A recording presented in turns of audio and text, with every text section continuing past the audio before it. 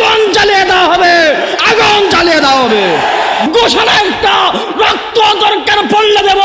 আমার ইসলাম যদি আক্রান্ত হয়, আমার ইজ্জতের শান নিয়ে যদি টানাটানি হয়, আমার আল্লাহ নিয়ে যদি কটূক্তি করা হয়, রক্ত যেমন দেব, ইস্কনের রক্ত আমরা চুষে নেব। চিল্লা বলেন ঠিক কিনা? ইস্কনের বাচ্চারা মুসলমানদের রক্ত খেয়েছে, এখন ইস্কন ব্যান করা হয় নাই। প্রশাসনকে বলবো ব্যান করা হোক। যদি ব্যান না করেন, বাংলাদেশের মধ্যে পুলিশ লিগও আমরা রাখবো না। চিল্লা বলেন ঠিক কিনা?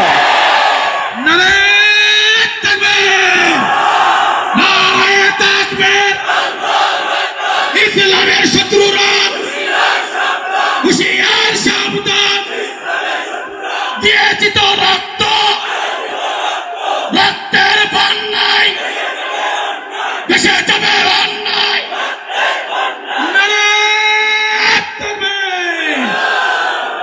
বুলার আয়োজিত আজকের ঐতিহাসিক এই সমাবেশে আমি নালায়েক উপস্থিত হয়েছি বক্তব্য ওয়াজ বয়ান করার জন্য নয়, আপনাদেরকে আমার উস্তাদ মনে করে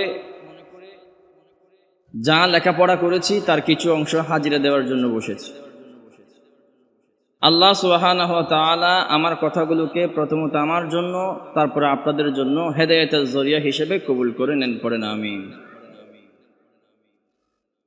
মুসলমানরা পদে পদে অতীতে যত জায়গায় হুচট খেয়েছে,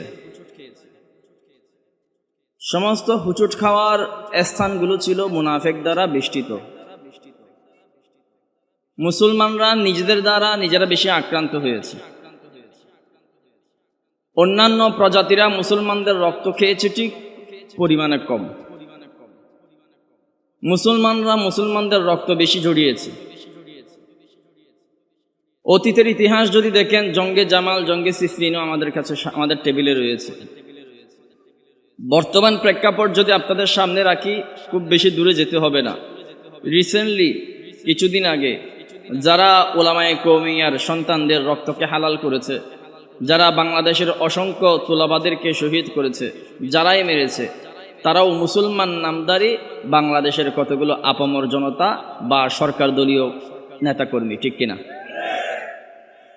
দাবি করে মুসলমান, কিন্তু মুসলমানের রক্ত জড়ায়। বহুভাবে তারা নতুন করে পুরনো মসনদ ফিরে পাওয়ার জন্য চেষ্টা করেছে। বহু নেপাকি আর মুনাফিকের আশ্রয় তারা নিয়েছে। একবার তারা আশ্রয় নেয় রিকশা লীগ, একবার তারা আশ্রয় নেয় আনসার লীগের, একবার তারা আশ্রয় নেয় উকিল লীগের, একবার তারা আশ্রয় নেয় অ্যাডভোকেট লীগের, শেষে এসে আশ্রয় নিয়েছে ইস্কন লীগের, অবশেষে আশ্রয় নিয়েছে তাবলীগ লীগের। উদ্দেশ্য একটা, কোন রকমে হারানো মসনদ, পুরনো চেয়ার ফেরত পাওয়া। কিন্তু এরা তো বুঝে নাই, মুসলমানরা বারবার রক্ত দিয়েছে, দরকার পড়লে আবার মেঘনা নদী সম পরিমাণ অতগুলো রক্ত বিসর্জন দিবে, তবু বাংলাদেশকে হায়েনাদের হাতে আর অর্পণ করবে না। আজকে আপনাদের সামনে কথা বলবো বাংলাদেশের সন্ত্রাসবাদী একটি সংগঠন, সংগঠনের নাম বলে ইস্কন। আমাদের চট্টগ্রামে এদের খুব কার্যপরিধি খুব দেখা যায়। যেখানে মূসা ওইখানে ফিরআউন, যেখানে হেফাজতের জন্ম, যেখানে উলামায়ে কেরামদের ঘাঁটি, সেখানে দেখা যায় মাজার পূজারী আর ইস্কন লীগের আস্তানা। যত খ্রিস্টান মিশনারি রয়েছে, যত এনজিও শক্তি ইসলামের বিরুদ্ধে কাজ করে, দেখবেন এদের কাজের অন্যতম একটা অংশ চট্টগ্রাম কেন্দ্রিক। এমনকি আমাদের প্রতিবেশী হায়ানা রাষ্ট্র ভারত কর্তৃক বাংলাদেশ দখল করার যে ঘোষণা দিয়েছে, সেই ঘোষণার অন্যতম অংশ হলো চট্টগ্রামকে তারা নাকি আলাদা করবে। এই বাইফুতেরা বুঝে নাই, চট্টগ্রাম খাইতে আসবে, চট্টগ্রামের কল্লা বিসর্জন দিতে কল্লা নিতে আসবে, কল্লা নিতে আসবে ঠিক, কিন্তু কল্লা এদেরটা দিয়ে যাওয়া লাগবে, ঠিক কিনা? এরা বুঝতে পেরেছে যে চট্টগ্রামের একটা চিকেন নেক আছে, ফেনী থেকে আলাদা করবে, চট্টগ্রামকে খাওয়া খুব আসান। খেয়াল করে নাই যে চট্টগ্রামে হাটাজারি, পটিয়া, নানপুর, জিরি, বাবনগর মাদ্রাসা প্রতিষ্ঠিত। তাদের মাথায় হুঁশ নাই যে বাংলাদেশের যত আলেম ওলামা সকলের কেন্দ্রবিন্দু হচ্ছে হাটাজারি, পটিয়া, নানাপুর, চট্টগ্রামের মাদারিসে কওমিয়াগুলো। বাংলাদেশের ইসলাম পরিচালিত হয় মার্কাজ হিসাবে, যে মার্কাজগুলো রয়েছে সবগুলো চট্টগ্রাম থেকে। আমি তো কসম করে বলতে পারবো, বাংলাদেশে যদি কখনো ইসলামের উত্থান ঘটে, বাংলাদেশের মধ্যে যদি কখনো ইসলামের শাসন কায়েম হয়ে যায়, সেই ইসলামী শাসনের কেন্দ্রবিন্দু, সেই ইসলামী শাসনের সংসদ ভবন হবে আমাদের চট্টগ্রামে, ঠিক কিনা? চট্টগ্রামে ইসকনদের খুব দাপট। এই ইসকনকে চট্টগ্রামের কিছু কিছু মানুষেরা একটু উপহাস করে বলে ইস্কনি, একটু মজা করে বলে। আমার আব্বাজান মুফতি আজিজুল হক আল মাদানী রহমতুল্লাহ আলাই হাফিজাহুল্লাহ আরেকটু সুন্দর করে বলেন, আসলে এটা ইস্কনি না, এই দলের আসল নাম হলো উস্কানি। কি নাম? উস্কাচ্ছে। বাঘের লেজ দিয়া কান গুতাইতেছে, মুসলমানদের দিয়া নিজেদের একটু পিঠ মেরামত করে নিচ্ছে। এরা বুঝতে পারে নাই, বাঘের লেজ দিয়ে যদি কান চুলকানো হয়, বাঘ যদি একবার জাগ্রত হয়ে যায়, কান চুলকানো আল্লাহর 12টা বেজে যাবে। মুসলমানদের নিয়ে হোলি খেলা খেলতেছে, মুসলমানদের রক্ত তারা পান করতেছে। একবার তারা কল্পনাও করে নাই চট্টগ্রামের ওলামায়ে কেরামরা, ঢাকার ওলামায়ে কেরামরা, ওলামায়ে কওমিয়ার সন্তানেরা, বুলার ওলামায়ে কেরামরা যদি একবার জাগ্রত হয়ে যায়, এই সমস্ত ইসকন লীগের বাচ্চারা তাদের লুঙ্গি খুঁজে পাবে না, বাঘার জন্য ভারতের কোনো সীমান্ত খুঁজে পাবে না, বঙ্গোপসাগরে জাপ দেওয়া ছাড়া এদের সামনে কোনো বিকল্প থাকবে না। এরা আমাদেরকে একটু একটু উস্কানি দিচ্ছে, উস্কানি লিখত। চলেন ইসকন লীগ সম্পর্কে কিছু এদের তারিফ সম্পর্কে জানি। এটা অনেক পুরনো সংগঠন, চলে এনজিওর নাম দিয়ে, আসলে এনজিও সংগঠন না, ভেতরে সন্ত্রাসী সংগঠন। আমি এই সংগঠনকে জঙ্গি সংগঠন বলবো না। কেন বলবো না? একটু পরে আমি আপনাকে এই বিষয়টা ব্যাখ্যা করে দিচ্ছি। জঙ্গি সংগঠন বলবো না, আমি বলবো টেরোরিস্ট, আমি বলবো এটা সন্ত্রাসী। এই সংগঠনের কাজ টেরোরিজম, সন্ত্রাসবাদ, জঙ্গিবাদ নয়। জঙ্গিবাদ আমার শান, আমি একজন জঙ্গির সন্তান, নিজে জঙ্গি, এটা আমি অহংকার করে বলতে পারি।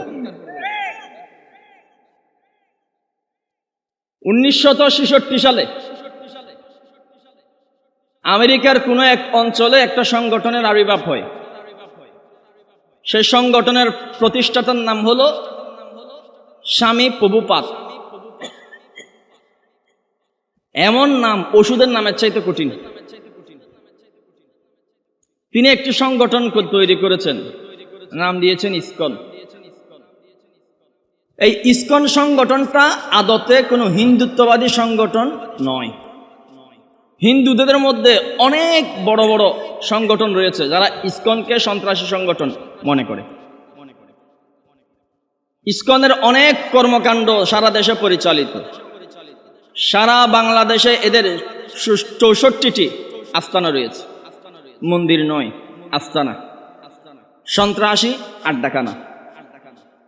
এই ইসকন 66 সালে প্রতিষ্ঠিত, ভারতবর্ষে নয় কিন্তু ভারতের প্রতিনিধিত্বকারী। যিনি প্রতিষ্ঠা করেছেন তিনি ভারতের কোনো শিক্ষায় শিক্ষিত নয়, তিনি পশ্চিমা শিক্ষায় শিক্ষিত। দুনিয়া সহজ হয়ে গেছে, গুগল করে নেবেন, ইন্টারনেটে সার্চ করবেন। আপনি যদি ইসকনের উপদেষ্টাদের তালিকা বের করেন, দেখবেন সেই তালিকার মধ্যে যাদের নাম সবগুলো ইহুদি আর খ্রিস্টান।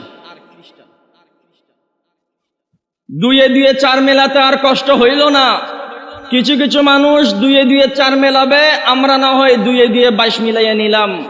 ইসকন সংগঠন ভারতের প্রতিনিধিত্বকারী হবে, ভারতের ধর্মীয় সংগঠন হিসেবে পরিচয় ধারণ করবে, কিন্তু ভারতীয় কোন নেতার নাম থাকবে না।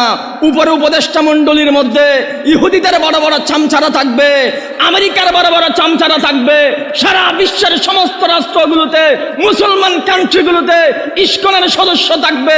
বুঝতে আর বাকি রইল না, এই ইসকন কোন সন্ত্রাসী সংগঠন শুধু এতটুকু নয়, এই ইসকন কোন হিন্দুত্ববাদী সংগঠন নয়। ইসকন হলো সন্ত্রাসী সংগঠন, ইহুদিবাদী সংগঠন। যে রাষ্ট্রের মধ্যে ইসকন ঢুকেছে সেই রাষ্ট্রের মধ্যে গুপ্ত হত্যা, গুম খুন বেড়ে গিয়েছে। আমি বাংলাদেশের প্রশাসনকে বলবো, আবদার করে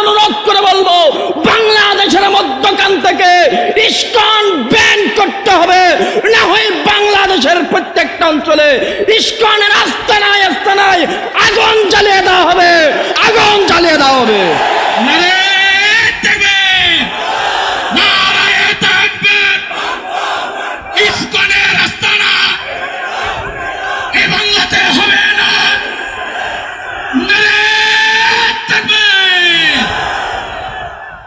কিছু কিছু আমাদের রাহবারগণ, আমাদের সমবয়সী কিছু ভাই বক্তব্য দেয়, দরকার পড়লে আবার শাপলা চত্বরে যাব, দরকার পড়লে শাপলা চত্বরের সাদা ফুল রক্ত দিয়ে রাঙ্গাবো, দরকার পড়লে নিজেদের সাগর পরিমাণ রক্ত দিয়ে শাপলা চত্বর আবার ভিজাবো।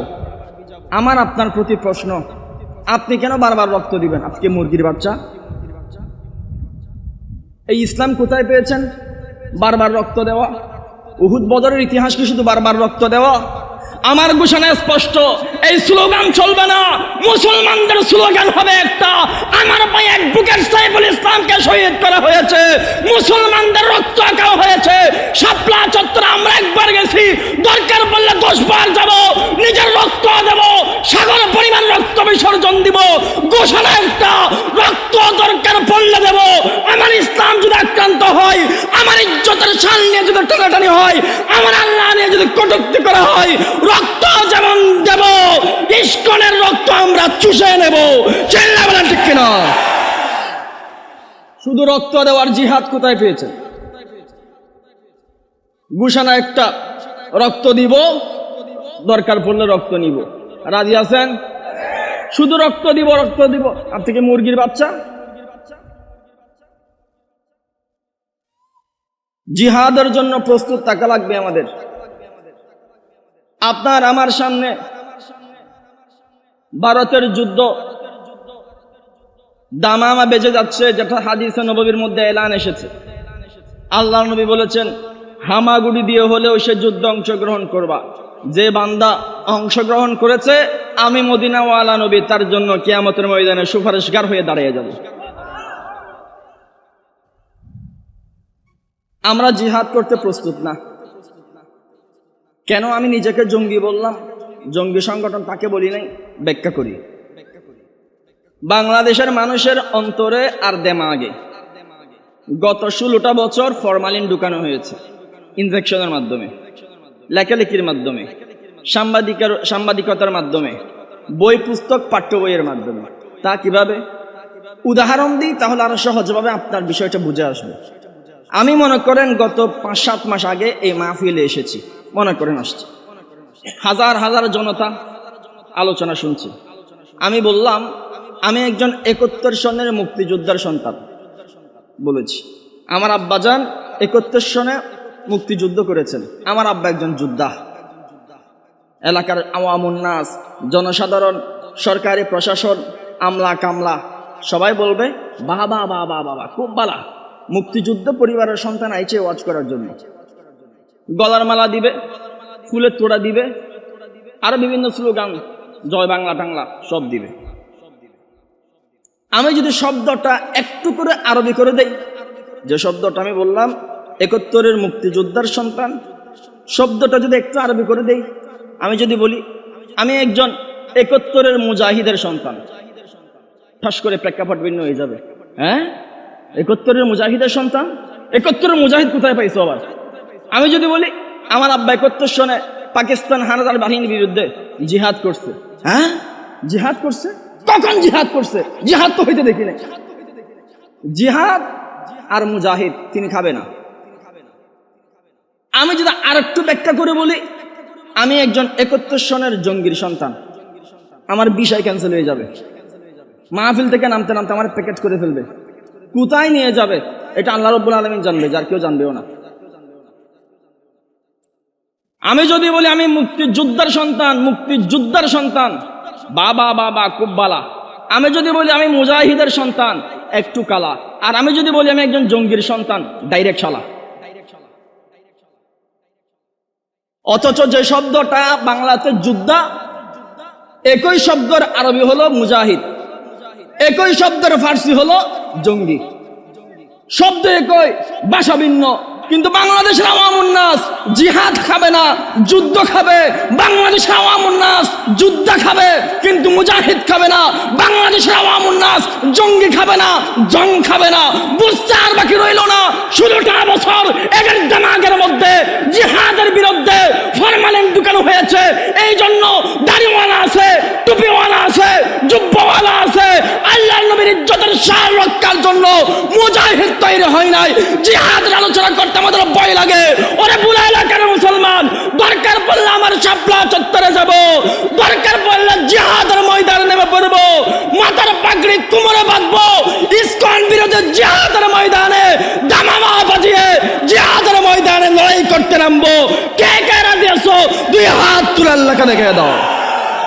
নারে তাকবীর, নারে তাকবীর, সাবিলুনা সাবিলুনা, আল জিহাদ আল জিহাদ, সাবিলুনা সাবিলুনা, তরিকুনা তরিকুনা, নারে তাকবীর। মদিনার নবী সাল্লাল্লাহু আলাইহি ওয়াসাল্লাম বলেন, যদি কোনো বান্দা ঈমানের দৌলত নিয়ে, উহুদ পাহাড় সম পরিমাণ নেকি নিয়ে, আমলে সলেহ নিয়ে, স্বচ্ছ অন্তর নিয়ে কালেমা পড়তে পড়তে মারা গেছে, আল্লাহর দরবারে গেছে, কিন্তু বান্দার অন্তরে জিহাদের তামান্না ছিল না, বান্দা শহীদ হওয়ার তামান্না নিয়ে মরতে পারে নাই, আল্লাহর নবী বলেন তিনি পূর্ণাঙ্গ মুসলমানই না। জিহাদের সময় আসে নাই আর কি, জিহাদ করার ডাক উলামায়ে কেরামগণ আমাদের আকাবির হযরতগণ ডাক দেন নাই আর কি। কিন্তু যদি আমাদেরকে ডাক দেয়, যখন ডাক দেয় আমরা করতে প্রস্তুত আছি না নাই? এখন এই যে কথাটা বলবো এটাই মাহফিলের জন্য না, মাহফিলের মাইকের বাইরে যারা রয়েছেন হরিণের মতো কান দিয়ে একটা এলান শুনেন। আপনাদের জন্য আমি একটা এলান দিই। কথাটা হলো, সাদা সাদা দাড়িওয়ালা, টুপিওয়ালা, জুব্বা পরনেওয়ালা কওমি মাদ্রাসার ছাত্রদেরকে আপনারা কটাক্ষ করে বসেন, এরা নাকি সৎকার টাকা খাইয়া দুনিয়ার মধ্যে বাঁচে, চাঁদার টাকা খাইয়া, কালেকশনের টাকা খাইয়া নাকি এরা দুনিয়ার মধ্যে জীবনযাপন করে, অল্প টাকার আয় রোজগার তারা করে। এই জন্য আপনারা তাদেরকে সমীহ করেন না, নিম্নবিত্ত মনে করে ওদেরকে সাথে আপনারা দুর্ব্যবহার করেন। আমি আপনাদেরকে একটা কথা বলি বাবা, সেটা হলো বাংলাদেশের র্যাব বাহিনী, পুলিশ বাহিনী, বিডিআর বাহিনী, সেনাবাহিনী, আনসার বাহিনী, এদেরকে আপনারা বেতন দেন। এই জন্য তারা বাংলাদেশের আইন শৃঙ্খলা রক্ষার কাজ করে। বাংলাদেশের মধ্যে যদি কোনো আমেরিকা কোনোদিন যদি হামলা করে বসে, ইস্কন লীগের ফাদার রাষ্ট্র ভারত যদি বাংলাদেশে কখনো যদি আক্রমণ করে বসে, মায়ানমার যদি বাংলাদেশের মধ্যে কখনো আক্রমণ করে যদি বসে, সেনাবাহিনী জিহাদের ময়দানে নামবে কি নামবে না আমি জানি না। আমার কেমন ধারণা মনে হচ্ছে কেউ কেউ বেগেও যেতে পারে, পুলিশ বাহিনী বেগে যেতে পারে, হয়তো কেউ যুদ্ধ করতেও পারে, র্যাব বাহিনী থাকতেও পারে, বেগেও যেতে পারে, বিডিআর বাহিনী থাকতেও পারে, বেগেও যেতে পারে। এই যে কওমি মাদ্রাসার সাদা সাদা টুপিওয়ালা পোলাপান দেখতেছেন, ডাইলের পানি খাইয়া মাঠের মধ্যে বৈশা রয়েছে আলোচনা শোনার জন্য, এদেরকে আপনারা কাঠমোল্লা বলবেন না। এরা কাঠমোল্লা না রে বাবা, কাঠমোল্লা দেখে আপনার এত অ্যালার্জি, এগুলো সবটা স্টিল মোল্লা। এগুলো কি মোল্লা? কাঠমোল্লা দেখে তুমি লাফাইতেছো, স্টিল মোল্লা দেখে তুমি বেহুশ হয়ে যাবা। এই সমস্ত উলামায়ে কেরামদেরকে, আওয়ামুন নাস জনসাধারণদেরকে উদ্দেশ্য করে বলবো, এদেরকে আপনারা কটাক্ষ করবেন না রে বাবা। বাংলাদেশে যদি কখনো হিন্দুত্ববাদী ভারত যদি কখনো আক্রমণ করে বসে, র্যাব বাহিনী হয়তো বেগে যাবে, পুলিশ বাহিনী হয়তো বেগে যাবে, অন্যান্য বেতনদারি বাহিনী হয়তো বেগে যাবে। আল্লাহর জাত এবং সিফাতের কসম করে বলতেছি, বুলার সমস্ত মাদ্রাসাগুলো ক্যান্টনমেন্টে পরিণত হবে। আমাদের সমস্ত আকাবির হযরতগণ আমাদের জন্য কমান্ডারে পরিণত হবে। কওমি মাদ্রাসার প্রত্যেকটা ছাত্র সেনাবাহিনীতে পরিণত হবে। হাতে যুদ্ধের অস্ত্র থাকবে না, অন্তরে ঈমানের পারমাণবিক বোমা থাকবে। ভারতের এক একজন হানাদার বাহিনীর বিরুদ্ধে জিহাদের ময়দানে কওমি মাদ্রাসার ছাত্র নেমে যাবে। তোমরা যুদ্ধ করবা বেতনের জন্য, কওমি মাদ্রাসার ছাত্ররা ভারত বিরোধী যুদ্ধ করবে বেতনের জন্য নয়, আল্লাহর পক্ষ থেকে জান্নাত উপহার পাওয়ার জন্য। চিল্লা বলেন ঠিক কিনা? এদেরকে নিয়ে কটাক্ষ করবেন না। এগুলো বাংলাদেশের আসল ফোর্স, এগুলো সবটা বাংলাদেশের আসল সেনাবাহিনী। বাংলাদেশে ৭১ সালে যারা যুদ্ধ করছে, সেনাবাহিনী র্যাব বাহিনীর চাইতেও বেশি দিনদার বাহিনী ছিল। কি বাহিনী? নামাজ বাহিনী, রোজা বাহিনী, জিকির বাহিনী। লুঙ্গিটা ছিল গায়ে দেওয়ার জন্য, একটা গেঞ্জি ছিল না, কিন্তু ইসলামের জন্য, দেশের মানচিত্র রক্ষার জন্য তারা যুদ্ধ করছে কি করে নাই? আগামীতেও যদি এরকম ক্রাইসিস দেখা দেয়, আমরা যুদ্ধ করব কি করব না? আসেন ইস্কন লীগের বিষয়ে আলোচনায় আবার ফিরি। চট্টগ্রামে একটা অ্যাডভোকেট সাইফুল ইসলাম রহমতুল্লাহ আলাইকে এরা দিন দুপুরে শহীদ করলো। এর ছোট্ট বাচ্চা, নাবালিকা বাচ্চাকে জিজ্ঞাসা করা হয়, তোমার আব্বু কোথায়? মা বলেন নানুর বাসায় গেছে। এই বাচ্চা বলেন নানুর বাসায় গেছে। আমাদেরও তো বাচ্চা কাচ্চা আছে, দেখলে অন্তর ভূমিকম্প তৈরি হয়, খারাপ লাগে। ও মা, তুই তো বুঝোস নাই, তোর বাপ এমন এক জায়গায় গেছে যেখানে শুধু মুসাফিররা যেতে পারে, আর ফেরত আসার সুযোগ থাকে না, গেছে আর আসবে না। মা জিজ্ঞাসা করা হলো, এই অ্যাডভোকেট সাইফুল ইসলামকে শহীদ করা হলো কেন? তিনি কি মানুষ হওয়ার কারণে? বলে না। তিনি কি অ্যাডভোকেট হওয়ার কারণে? বলে না। উকিল হওয়ার কারণে? বলে না। কেন শহীদ করা হলো? একটাই কারণ, তিনি মুসলমানদের পক্ষে দাঁড়ানোর কারণে। কিসের কারণে? কিসের কারণে? মুসলমানদের পক্ষে দাঁড়ানোর কারণে অ্যাডভোকেট সাইফুল ইসলামকে শহীদ করা হয়েছে। কোথায়? চট্টগ্রামে।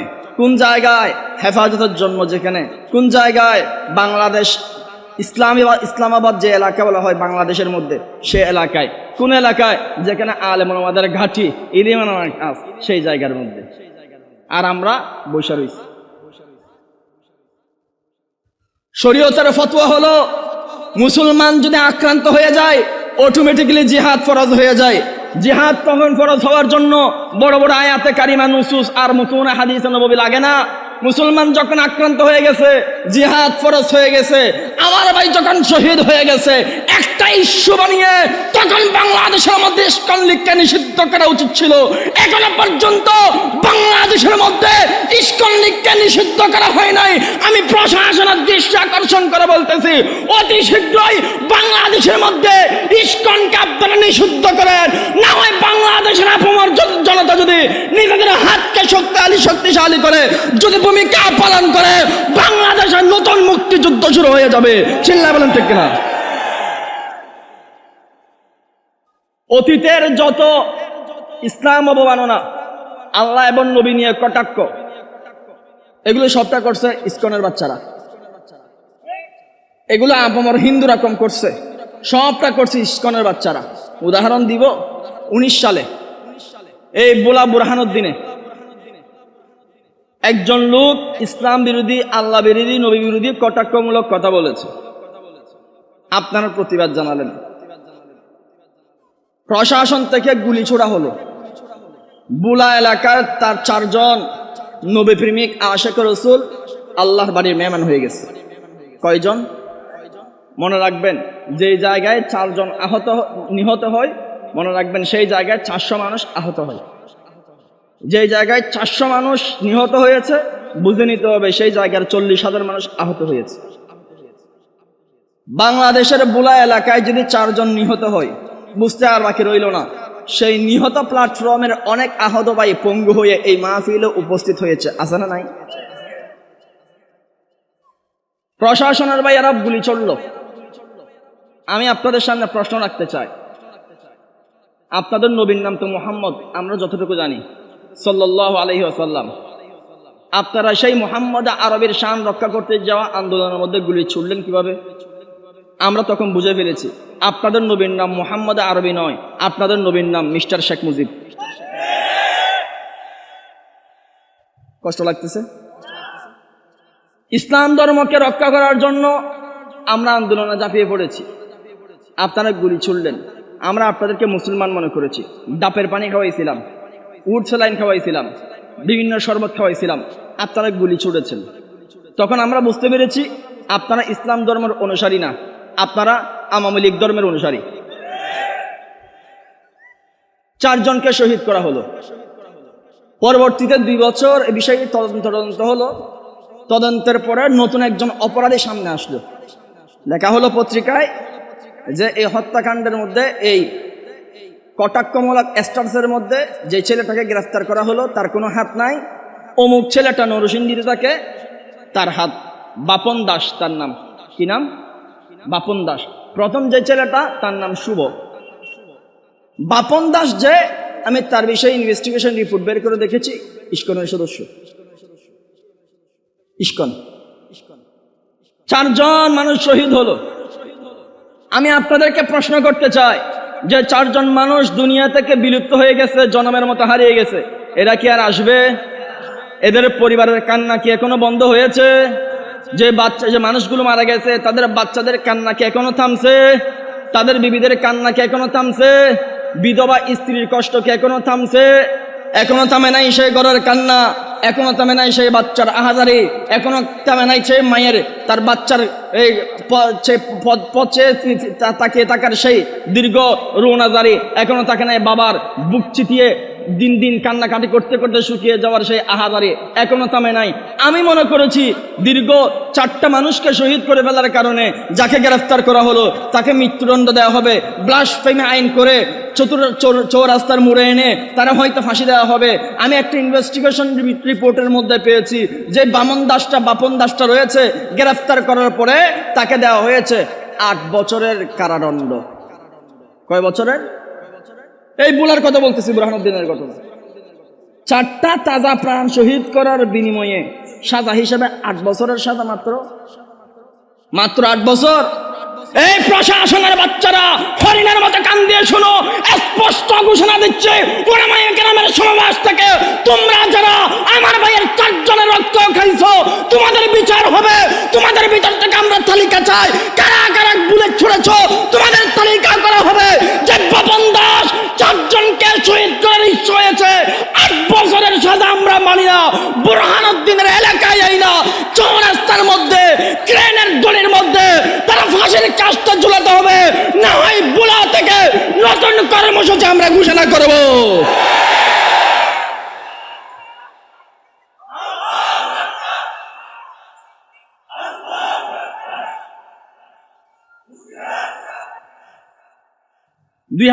সালে লালমোহন এলাকায় আবারও করা হলো কটূক্তি। আপনারা জানেন, আপনারা এটা নিয়ে ইসলামী আন্দোলন বাংলাদেশ থেকে অনেক বড় মিছিল মিটিং করা হয়েছে, আমরা দেখেছি। আমরা এটা নিয়ে ফেসবুকে লেখালেখি করেছি। লালমোহনে সাবেক ইউপি সদস্যের একজন ছেলে, উনি আবার আল্লাহ এবং নবী নিয়ে কটাক্ষ করেছে।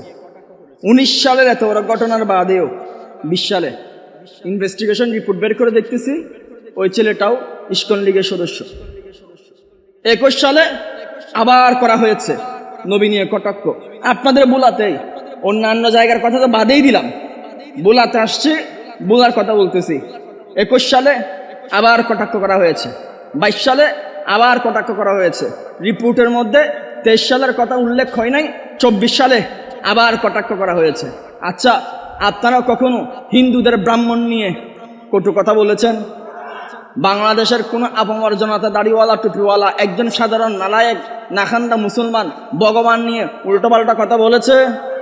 বাংলাদেশের কোনো অপমর্যাদা হিন্দুদের বাড়িঘরের মধ্যে আগুন দিয়েছে? বাংলাদেশের কোনো অপমর্যাদা দাড়িওয়ালা টুপিওয়ালা চট্টগ্রামের মধ্যে এত বড় হত্যাকাণ্ড ঘটানোর পরেও আমরা প্রতিশোধ পরায়ণ হয়ে কোনো হিন্দুদের বাড়িঘরে অগ্নিসংযোগ বা হিন্দুদের উপর জুলুম নির্যাতন করেছি? আমাদেরকে এরা আদর্শ শিখায়। ভারতের একজন বড় হুজুর, বিশাল বড় হুজুর ময়লায়না মুদি লাগানাতুল্লাহ, তিনি ওয়াজ করতেছে। কি ওয়াজ? বাংলাদেশের জনতারা সাম্প্রদায়িক সম্প্রীতি রক্ষা করবা, হিন্দুদের সংখ্যালঘুদের বাড়িঘরে আগুন দিবা না। ওয়াজটা করতেছে কে? মিস্টার ব্যাং। কে? ব্যাং। ব্যাং বলে কূপের মধ্যে ডুইকা প্রতি সেকেন্ডে গোসল করতেছে, ডুব মারতেছে। উপরে আসছে, কূপের উপরে আসছে একটা খরগোশটা সে কূপের ভিতর থেকে ওয়াজ করতেছে, পানিতে নামিস না, পানিতে নামা ভালো না, অথচ তো পানির মধ্যে ডুব মেরে রয়েছে। মিস্টার মোদি সাহেব তিনি আমাদেরকে ওয়াজ করতেছে বাংলাদেশের সংখ্যালঘুরা নির্যাতিত, তাদের উপরে নির্যাতন বন্ধ করেন। ওয়াজটা করতেছে কে? মোদি সাহেব। কোন মোদি? গত পরশু দিনও ভারতের আসাম রাজ্যে মুসলমানদের বাড়িঘর ভেঙেছে, মুসলমানদের মসজিদ ভেঙে মন্দির বানানোর জন্য নতুন করে তারা প্ল্যান হাতে নিয়েছে। নাউজুবিল্লাহ বলবেন না? এরা আমাদেরকে সবক দেয় বাংলাদেশের মধ্যে আপনারা সংখ্যালঘু নির্যাতন করবেন না, অথচ আমি এদেরকে হাজার প্রমাণ দেখাতে পারবো। বাংলাদেশের মধ্যে আমরা মন্দির ভেঙে মসজিদ বানাইছি, একটা প্রমাণ দেখাইতে পারবে না। ভারতের মধ্যে অসংখ্য মসজিদ শহীদ করে মন্দির বানানো হয়েছে, একটা নয় দুইটা নয়, হাজারটা প্রমাণ দেখাতে পারবো। বাংলাদেশের কোন হিন্দুকে হিন্দু হওয়ার কারণে ন্যাশনালিটি ক্যান্সেল করা হয়েছে, একটা প্রমাণ দেখানো যাবে না। কিন্তু ভারতের মধ্যে অসংখ্য মুসলমানকে আসাম রাজ্যের মধ্যে এনআরসির নামে সংখ্যালঘু মুসলমানদের উপর নির্যাতন করা হয়েছে, ন্যাশনালিটি বাদ দেওয়া হয়েছে। লক্ষ উপমা দেখাইতে পারবো। বাংলাদেশের কোন হিন্দুকে কাকড়া খাইছো কেন, কচ্ছপ খাইছো কেন, টিকটিকি খাইছো কেন, এই জন্য তোমাকে হত্যা করব, মারা হয়েছে, একটা প্রমাণ দেখানো যাবে না। কিন্তু ভারতের মধ্যে গরু গোশত খাইলা কেন, এই অপবাদ দিয়ে হাজার মুসলমানকে শহীদ করা হয়েছে, লক্ষ প্রমাণ দেখাতে পারবো। বাংলাদেশের কোন মহিলাকে শাখা পড়লা কেন, সিঁদুর পড়লা কেন, এই কারণে চুল ধরে টান দিয়েছে, একটা প্রমাণ দেখা দিতে পারবে না। কিন্তু ভারতের মধ্যে পর্দা করেছে, হিজাব করেছে, এই কারণে মুসলমান কন্যাকে হিজাব টেনে চড়ে ফেলেছে, হাজার প্রমাণ দেখাতে পারবো। ওরে মোদির বাচ্চা, সতর্ক করে দিচ্ছি, গাজওয়াই হিন্দের দামাম বেজে গেছে। আর একবার যদি 19-20 করস বাংলাদেশ থেকে গাজওয়াই হিন্দের দামাম বাজায় দিব, ভারতবর্ষ কান কান করে ফেলবো। চিল্লা বলেন ঠিক কিনা?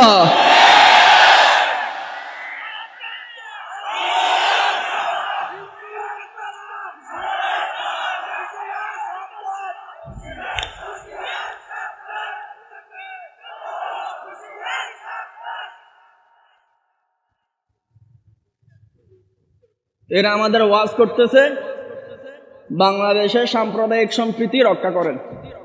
ব্যাঙের বাচ্চা, ব্যাঙ কোথাকার, ওয়াজ করার জায়গা পাইলি না। মুসলমানদের বাড়িঘর শহীদ কইরা আবার আমাদের ওয়াজ করতেছে সাম্প্রদায়িক সম্প্রীতি রক্ষা করো। বাংলাদেশের ওলামায়ে কেরামরা, দাড়িওয়ালা টুপিওয়ালারা এক জায়গা যদি বৈশাখ মুইতা দেয়, বাংলাদেশের সমস্ত ইস্কন লীগ ভাই সব এসব বঙ্গোপসাগরে পড়বে। কই, আমরা তো এই কাজ করি নাই, আবার আমাদের ওয়াজ করো না।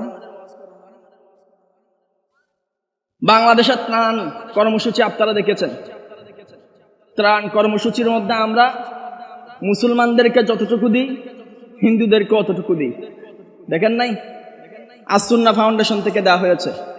আমিরা মুহতারাম মুফতি রেজাউল করিম, ফৈজুল করিম সাহেব, শাইখা চরমনাই, 2 শাইখাই হিন্দুদের বাড়িঘরে গিয়ে গিয়ে ত্রাণ দিয়েছে। আপনারা দেখেন নাই? কোন হিন্দুর বাচ্চা মুসলমানদেরকে 1 আনা সহায়তা করেছে? কেউ প্রমাণ দেখাইতে পারবে? ব্যাঙের বাচ্চা ওয়াজ করতেছে সাম্প্রদায়িক সম্প্রীতি রক্ষার জন্য।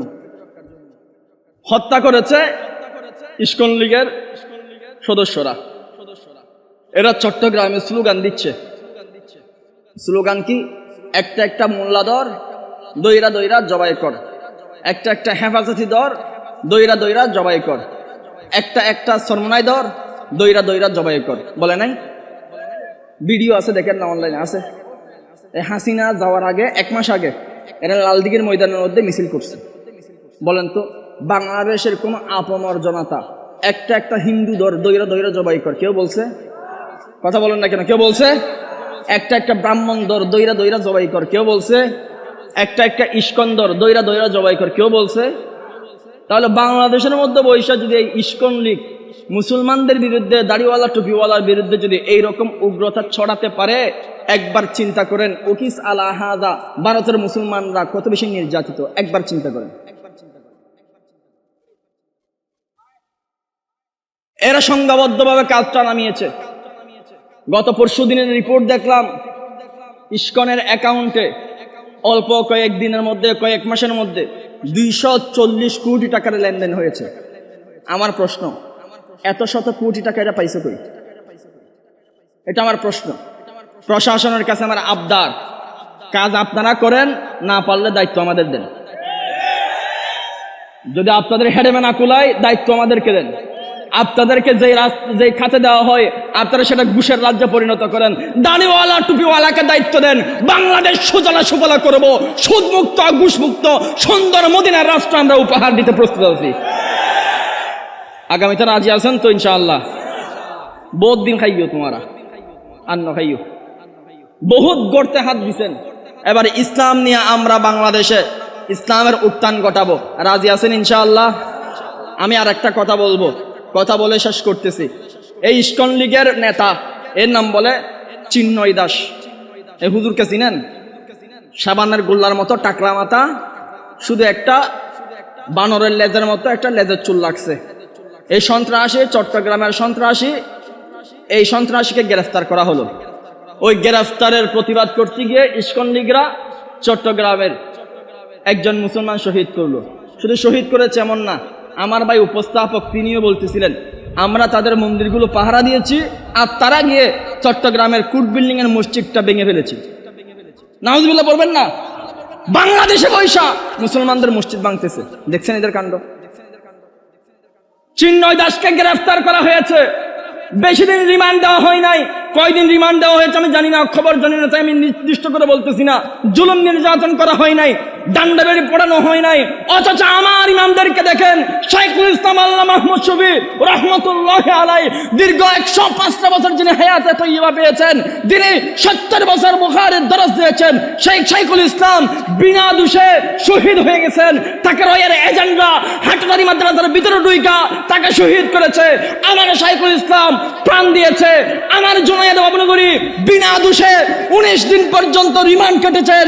আমার জুনায়েদ বাবুনগরী সুস্থ শরীর নিয়ে হাসপাতালে গেছে, করোনার ভ্যাকসিনের নাম দিয়ে বিষের ইনজেকশন ঢুকানো হয়েছে। আমার জুনায়েদ বাবুনগরীকে শহীদ করা হয়েছে। আমার নূর হোসেন কাজীকে বিনা কারণে শহীদ করা হয়েছে। আমার মুফতি আমিনীকে দীর্ঘ 3 বছর গৃহবন্দী রেখে খাবারের মাধ্যমে বিষ ঢুকিয়ে তিলে তিলে মারা হয়েছে। আমার হেফাজতের কর্মীদেরকে গ্রেফতার করা হয়েছে, ডান্ডা বেড়ে পড়ানো হয়েছে। আমার মামুনুল হককে দীর্ঘ 3 বছর জেলখানায় বন্দী করা হয়েছে। আমার শাইখের চরমুনাইকে ঘুষি মেরে রক্তাক্ত করা হয়েছে। আমার বাংলাদেশের বুরহানুদ্দিনের আপনার জনতাদেরকে শহীদ করা হয়েছে। আমরা একজন মানুষের গায়ে আঘাত তুলি নাই, হত্যা করি নাই, তারপরে আমাদের হত্যা করা হলো, আমাদেরকে ডান্ডা বেড়ে পড়ানো হলো, আমাদের রিমান্ড দেওয়া হলো। অপরদিকে ইস্কনের বাচ্চারা মুসলমানদের রক্ত খেয়েছে। এখন ইস্কন ব্যান করা হয় নাই, প্রশাসনকে বলবো ব্যান করা হোক। যদি ব্যান না করেন বাংলাদেশের মধ্যে পুলিশ লিখবো আমরা রাখবো না। ছেলে বলেন ঠিক কিনা?